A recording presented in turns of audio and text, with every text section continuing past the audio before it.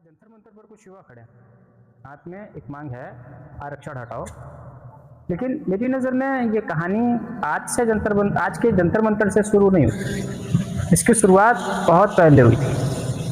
आइए समझने की कोशिश करते हैं। आज़ादी के बाद एक्चुअली भारत के सामने एक बहुत बड़ा सवाल था कि जिस समाज में कुछ समुदायों को सदियों तक शिक्षा, सम्मान और अवसर से दूर रखा, उन्हें बराबरी तक कैसे लाया जाए।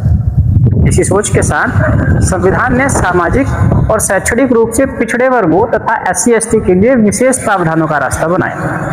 मतलब आरक्षण की शुरुआत किसी को फायदा पहुंचाने के लिए नहीं, बल्कि ऐतिहासिक असमानता को कम करने के लिए एक औजार के रूप में किया गया।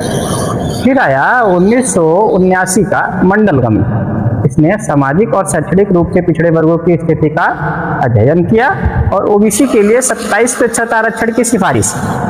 जब 1990 के दशक में इसे लागू करने की प्रक्रिया शुरू हुई तो देश भर में जबरदस्त समर्थन भी हुए और इसका विरोध भी जबरदस्त तरीके से किया गया। फिर 1992 में सुप्रीम कोर्ट के इंदिरा साहनी फैसले ने 27% OBC आरक्षण को बरकरार रखा और सामान्यतः 50% की सीमा का सिद्धांत सामने रखा। लेकिन कहानी यही नहीं रुकी। 2019 में एक और बहुत बड़ा बदलाव आया। संविधान के 103वें संशोधन के जरिए EWS यानी आर्थिक रूप से जो कमजोर वर्गों के लिए उनके लिए 10% आरक्षण का रास्ता खुला। यानी पहली बार आर्थिक कमजोरी को भी आरक्षण के संवैधानिक ढांचे में जगह। 2022 में सुप्रीम कोर्ट ने भी इस व्यवस्था को बरकरार रखा। तो अब सवाल और दिलचस्प हो जाता है कि अगर आर्थिक रूप से कमजोर होना भी किसी को विशेष सहायता देने का आधार हो सकता है, तो क्या भविष्य की व्यवस्था में आर्थिक स्थिति की भूमिका और बड़ी होनी चाहिए? और यही सवाल आज का युवा पूछ रहा है।